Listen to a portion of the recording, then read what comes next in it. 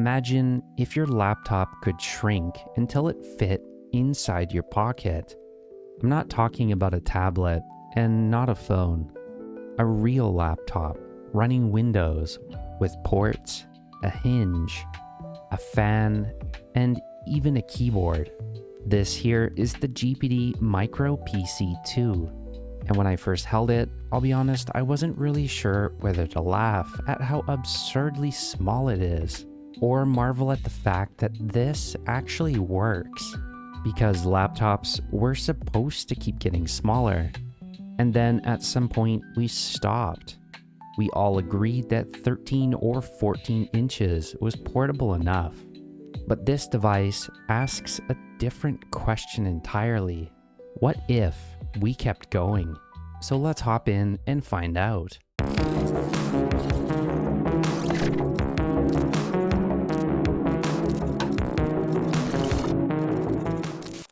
Before we get into it, just a quick disclaimer. This unit was provided by WhatGeeks for the purposes of making a review. They're not seeing this video beforehand, and all thoughts are entirely my own. If you're interested in picking one up after the review, I'll leave a link down in the description, along with a coupon code. This is currently on sale for $647.99 US. Honestly, a fair price for ultra portable tech like this. Small laptops are always more expensive. When I first opened the box, my first thought was, wow, this thing is tiny, so tiny, compared to something small like the Zephyrus G14, which itself is already considered a very small and portable laptop. The Micro PC 2 is about a third, maybe 1/4 the size. Inside the box, you don't get a ton of extras. Just the device itself, a USB-C to USB-C cable, some documentation, and even a lanyard attachment, as well as a 45-watt fast charger. When I first picked this thing up, that's when surprise number 2 hit me. This laptop feels very solid. Not toy solid, and not cheap netbook solid. I mean genuinely rugged. The shell is made out of a hard, durable plastic. The kind you expect on a business laptop, designed to be dragged through airport security, tossed into a bag, or even maybe lugged up a mountain. The plastic is smooth and it resists fingerprints decently well. And while it does pick up a little dust, it hides the wear surprisingly well. Despite the 7-inch screen, it feels even smaller in the hand. The entire unit measures 16.5 by 21 by 6.5. It's not just portable, this is pocketable. However, one of the most impressive things about the Micro PC 2 is its port selection. On the left, a 3.5mm headphone jack and a microphone hole. You also get one of the 2 stereo speakers. This is where you can attach that little wrist strap. On the right side, the other speaker, a USB-A port, and the power button. This also doubles as a fingerprint scanner. On the back, the selection is even more impressive. 2 USB 3.2 Gen 2 ports, a micro SD card slot, a USB-A port, an HDMI 2.1, that's surprising, and a 2.5 gigabit Ethernet jack. All things considered, this is a port selection that puts some full-size Ultrabooks to shame. Inside this tiny little machine, it's powered by an Intel Core i3 N300. This is a 7-watt APU, but it can scale all the way up to around 15 watts. My unit has 16 gigabytes of LPDDR5 memory at 4800 megatransfers per second, running in dual channel mode, and a 512 gigabyte NVMe drive. Mine is a Western Digital SN540. You can configure this up to 4 terabytes if you really wanted to. Graphics are handled by the Intel APU with 32 execution units. Unfortunately, this is not ARC graphics. This boosts up to 1.25 GHz. On paper, it's pretty modest. But in practice, I guess we'll see. And the display, a 7-inch 1920 by 1080p LTPS panel at 314 pixels per square inch. It's a good little panel. It's bright, it's sharp, and we'll see later, surprisingly decent. The screen itself swivels 360 degrees, meaning you can fold it into tablet mode. It's great for reading manga, books, or even scrolling long documents. But there's one caveat here: it doesn't sit flush against the keyboard. There's a slight bounce when you tap it. It's not a deal breaker, but it is something that you notice. That said, the display genuinely impressed me. Brightness sits at around 400 to 500 nits, which is plenty bright for indoors and shady outdoor spaces. Direct sunlight can be more of a struggle, but that's true for most laptops. Colors, however, are extremely vibrant, especially if you nudge up the vibrancy in Intel's display app. And more importantly, no light bleed, no dead pixels, and good gray uniformity. It's a really solid panel. Here's the selection I was worried about the most: the keyboard. On a device this small, typing should feel like it's almost impossible. And at first, it almost is. The keys are very tiny. There's basically no forgiveness if you hit the wrong spot. On a device this small, you can't comfortably use home row the way you would on a full-size keyboard. On something like my Newfie Halo 75, I average around 65 to 90 words per minute. However, on the Micro PC 2, my home row speed dropped to 25 words per minute. It is kind of possible, but it is also extremely difficult to use home row on something this small. Switching to thumb typing bumped me up slightly to around 30 words per minute. Not fast, but surprisingly usable. Once you give it some practice, it starts to click. You probably wouldn't want to write a novel on this thing, but you could absolutely draft some emails, scripts, or even some documents on the go. The trackpad is another compromise. It doesn't click, but tap to click works reliably well. The placement is a little unusual, up in the top right corner, instead of on the bottom center, where they usually are on laptops. Using my thumb at first to navigate this felt a little bit odd, but after a while, it kind of becomes second nature. I appreciate that they made the effort to fit in a trackpad at all. So what about the speakers? Well, this is where my expectations were blown away. When I first booted it up, the startup chime sounded clean, not tinny, not hollow, genuinely full. That said, if you want to get the best out of them, I recommend using software like FX Sound. Specifically, the gaming preset makes these speakers sound much better. I would also make sure to disable the surround sound. This really seems to make these speakers sound quite odd.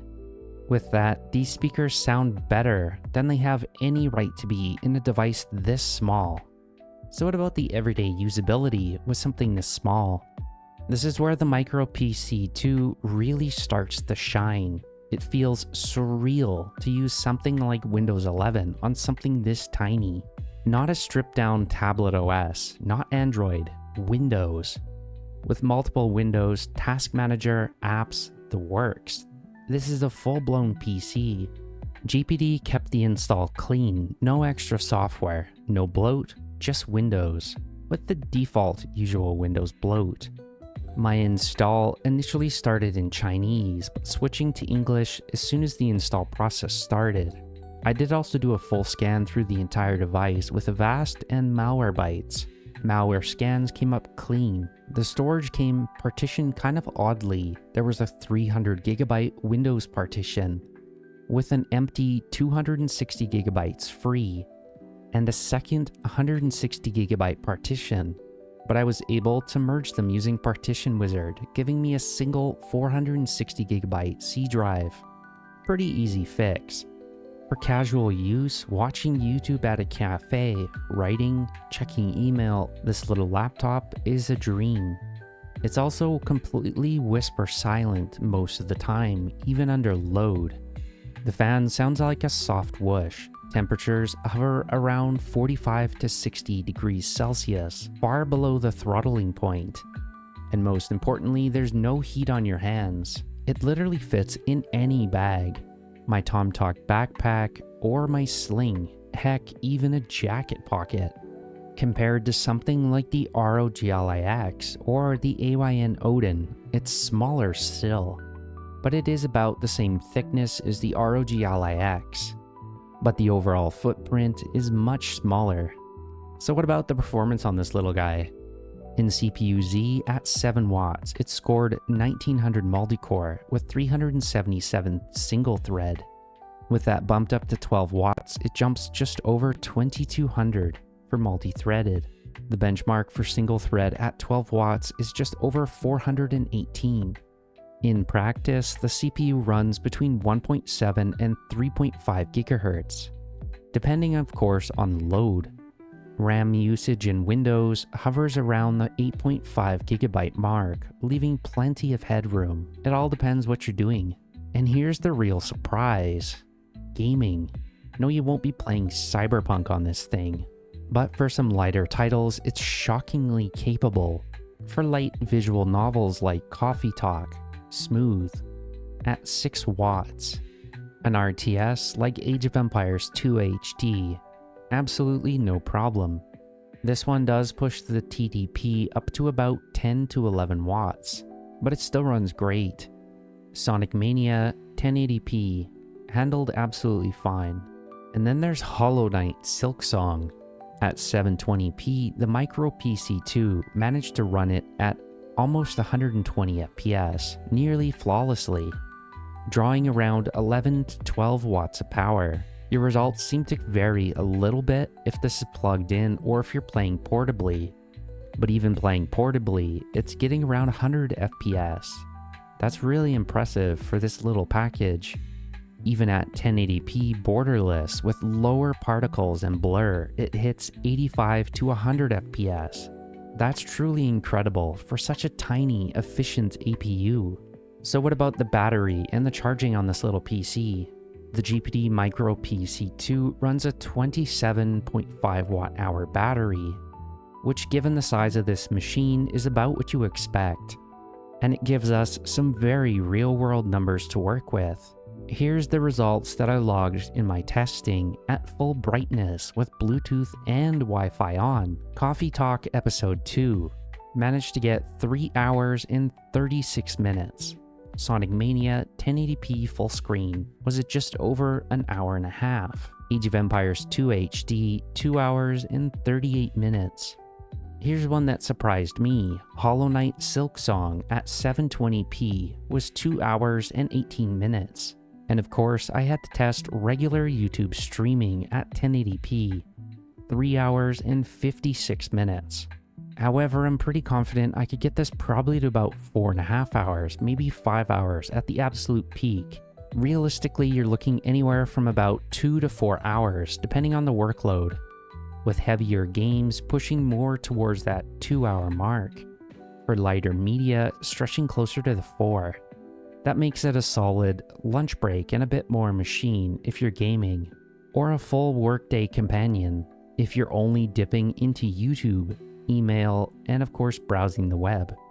Depending how full it is, charging wise, it can be a little picky. It won't charge off my older Aohi Starship, but it worked fine with the newer Future Starship and several of my other power banks. That's important for a device designed to go anywhere. With the 45-watt charger, it tops up reasonably quickly. And for the charger that Sharge sent over for me to take a look at, it took about an hour and a half. This one's pretty cool because it has a little LED matrix on it that shows the current charge speed. This one can do 140 watts total, so it can do 100 watts out of one port and then 40 out of another. You also get 3 USB ports, so you can charge the Micro PC 2, your phone, and maybe one other thing. If you're interested in picking up this charger, make sure to check out the link below. A good fast charger helps offset the smaller capacity, quick to drain, but also quick to recover. So where does that leave us with the Micro PC 2? The Micro PC 2 is not a laptop for everyone, and it's not supposed to be. The keyboard is cramped, the screen bounces a little bit in the tablet mode, and the battery life is short compared to Ultrabooks or even my Zephyrus G14. You're also not going to be editing 4K video on this thing, but that, however, is missing the point entirely. The point is portability.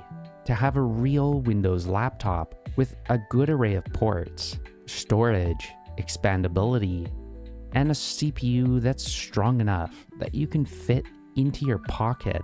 At $647.99 US, it's not cheap, even compared to something like a phone. What this does, it's actually kind of a bargain.